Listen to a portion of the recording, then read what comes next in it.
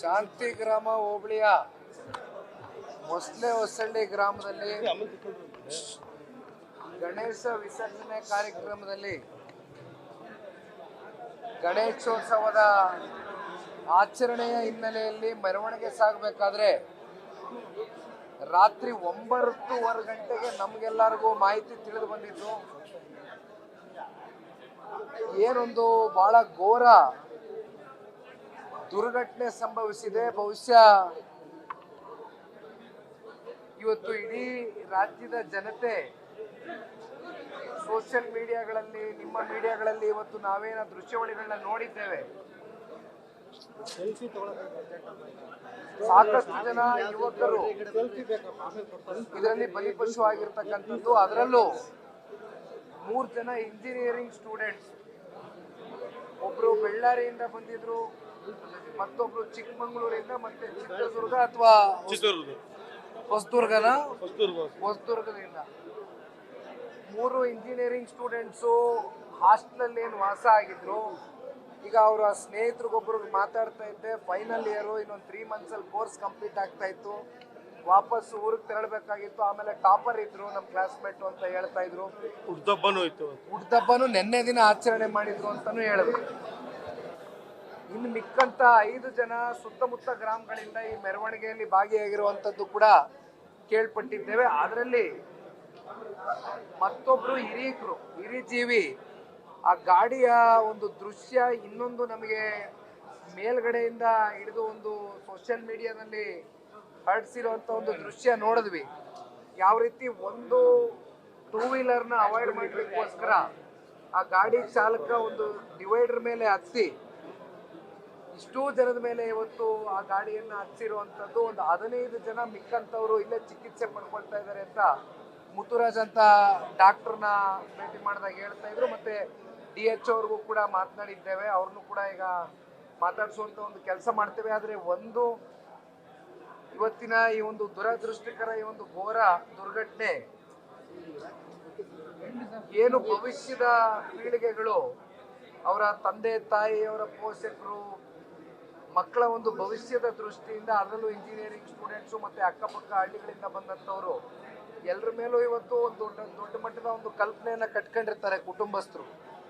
ಆದರೆ ಇವತ್ತಿನ ಈ ಒಂದು ಪ್ರಕರಣ ಆ ಒಂದು ಕುಟುಂಬದ ಪೋಷಕರ ಮೇಲೆ, ಅವರ ಮನಸ್ಸಿನ ಮೇಲೆ ಆಗಿರ್ತಕ್ಕಂಥ ಆಘಾತ ಬಹುಶಃ ನಾವು ಯಾರು ಕೂಡ ಊಹೆ ಮಾಡ್ಲಿಕ್ಕೆ ಆಗೋದಿಲ್ಲ.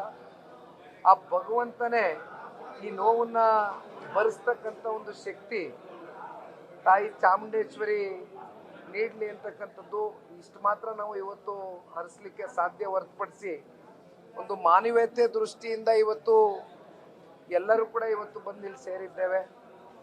ಒಟ್ಟಾರೆಯಾಗಿ ಅವರ ಕುಟುಂಬಸ್ಥರಿಗೂ ಕೂಡ ಈಗ ಡಾಕ್ಟರ್ ಕೇಳ್ತಾ ಇದ್ದೆ, ಬಹುಶಃ ಪೋಸ್ಟ್ ಮಾರ್ಟಮು ಒಂದು 3 ಗಂಟೆ, 4 ಗಂಟೆ, 5 ಗಂಟೆ ಬೆಳಗಿನ ಜಾವ ಒಳಗಡೆ ಮುಗಿಸ್ತೇವೆ ಅಂತಕ್ಕಂಥದ್ದು. ಜೊತೆಯಲ್ಲಿ ಮೃತಪಟ್ಟಿರ್ತಕ್ಕಂಥ ಯಾವ ಒಂದು ಈಗಾಗಲೇ ಡೆತ್ನ ಘೋಷಣೆ ಮಾಡಿದ್ದಾರೆ ಅವರ ಪೋಷಕರಿಗೆ ವಿಷಯ ತಿಳಿದಿದೆಯಾ ಅಂತಕ್ಕಂಥದ್ದು ಕೂಡ DH ಅವ್ರ ಹತ್ರ ಕೇಳ್ತಾ ಇದೆ.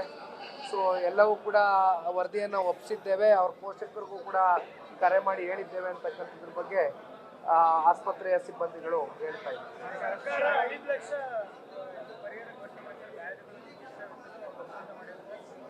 ಒಂದು ಹಣ ಇವತ್ತಾಗಿರ್ತಕ್ಕಂಥ ಈ ಒಂದು ದುರ್ಘಟನೆಗೆ ಜೀವಕ್ಕೆ ಯಾರು ಕೂಡ ಬೆಲೆ ಕಟ್ಟಲಿಕ್ಕೆ ಆಗೋದಿಲ್ಲ. ಅದರಲ್ಲೂ ಅವರ ತಂದೆ ತಾಯಿ ಮಕ್ಕಳ ಭವಿಷ್ಯವನ್ನು ರೂಪಿಸ್ತಕ್ಕಂಥದಕ್ಕೆ ಅವರ ಕನಸುಗಳು, ಕಲ್ಪನೆಗಳು ಇವತ್ತು ಮಣ್ಪಾಲಾಗಿರ್ತಕ್ಕಂಥದ್ದು, ಹುಸಿಯಾಗಿರ್ತಕ್ಕಂಥದ್ದು ಬಹುಶಃ ಅವರ ಜಾಗದಲ್ಲಿ ಇವತ್ತು ನಾವು ಯಾರು ಕೂಡ ಊಹೆ ಮಾಡ್ಕೊಳ್ಳಿಕ್ಕೆ ಆಗೋದಿಲ್ಲ. ಆದರೆ ಮಾನ್ಯ ಮುಖ್ಯಮಂತ್ರಿಗಳು 5 ಲಕ್ಷ ರೂಪಾಯಿ ಪರಿಹಾರವನ್ನು ಈಗಾಗಲೇ ಘೋಷಣೆ ಮಾಡಿದ್ದಾರೆ, ಅದು ಸ್ವಾಗತ ಮಾಡ್ತೇವೆ. ಆದರೆ ಕುಟುಂಬದ ಆರ್ಥಿಕ ಪರಿಸ್ಥಿತಿಗಳೇನಿದೆ ಇವೆಲ್ಲವನ್ನ ಪರಿಗಣನೆಗೆ ತಗೊಂಡು ಒಂದು ಮಾನವೀಯತೆ ದೃಷ್ಟಿಯಿಂದ ಸರ್ಕಾರ ಇನ್ನೂ ಹೆಚ್ಚಾಗಿ ಪರಿಹಾರವನ್ನು ಘೋಷಣೆ ಮಾಡ್ತಕ್ಕಂಥದ್ದು ಸೂಕ್ತ ಅಂತಕ್ಕಂಥದ್ದು ನಮ್ಮೆಲ್ಲರ ಅಭಿಪ್ರಾಯ.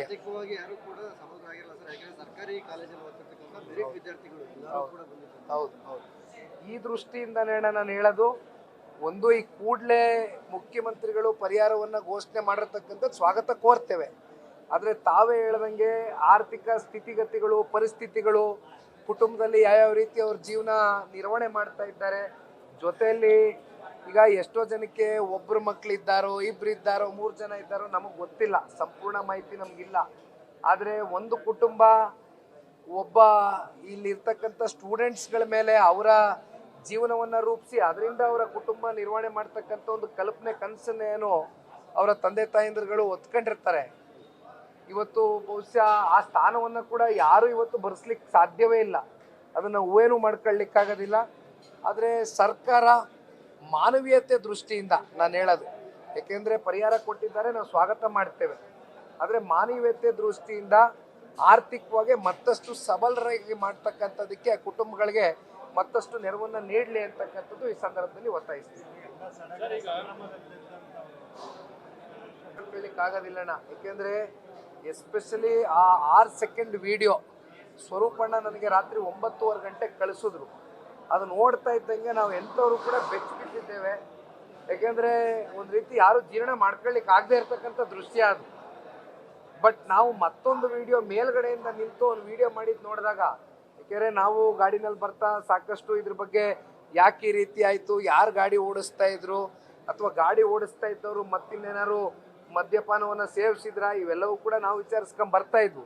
ಆದರೆ ಇನ್ನೊಂದು ವಿಡಿಯೋ ನೋಡಿದಾಗ ನನಗೆ ಗೊತ್ತಿಲ್ಲ, ಇನ್ನೂ ಇದನ್ನ ಇನ್ನೂ ಉನ್ನತವಾದಂಥ ಒಂದು ತನಿಖೆ ಕೂಡ ಆಗಬೇಕಾಗ್ತದೆ. ಅಂದರೆ ಈ ಡ್ರೈವರು ಓಡಿಸ್ಬೇಕಾದ್ರೆ ಅವನು ನಾರ್ಮಲ್ ಸೀಲ್ ಇದ್ನ ಅಥವಾ ಬೇರೆ ಇನ್ನೇನಾದ್ರೂ ಅವನು ಮದ್ಯಪಾನ ಸೇವನೆ ಮಾಡಿದ್ನ ಏನು ಅನ್ನೋದು ಕೂಡ ಇನ್ನೂ ಉನ್ನತವಾದಂಥ ಒಂದು ತನಿಖೆ ಕೂಡ ಮಾಡಬೇಕಾಗ್ತದೆ. ಅದು ಈಗ ತಾನೇ SP ಅವ್ರಿಗೆ ಮಾತನಾಡಿದ್ದೇನೆ, ಬಹುಶಃ IG ಅವರು ಕೂಡ ಈಗ ತಾನೇ ಬಂದು ಹೋಗಿದ್ದಾರೆ ಅಂತಕ್ಕಂಥ ಮಾಹಿತಿಯನ್ನು ಕೂಡ ಪಡ್ಕೊಂಡಿದ್ದೇವೆ. ಆದರೆ ಸರ್ಕಾರ ಇದ್ರ ಬಗ್ಗೆ ಉಸ್ತುವಾರಿ ಮಂತ್ರಿಗಳಾಗಲಿ ಅಥವಾ ಸರ್ಕಾರದ ಪೊಲೀಸಿನ ಮೇಲ್ಮಟ್ಟದ ಅಧಿಕಾರಿಗಳಾಗಲಿ ಇದನ್ನ ಉನ್ನತವಾದಂಥ ಮತ್ತಷ್ಟು ತನಿಖೆಯ ಮೂಲಕ ಇದು ಯಾಕೆ ನಡೀತು, ಹೇಗೆ ನಡೀತು ಈ ಘಟನೆ ಅಂತಕ್ಕಂಥದ್ದು ಮುಂದಿನ ದಿನಗಳಲ್ಲಿ ಜನತೆ ಮುಂದೆ ಇಡಬೇಕು.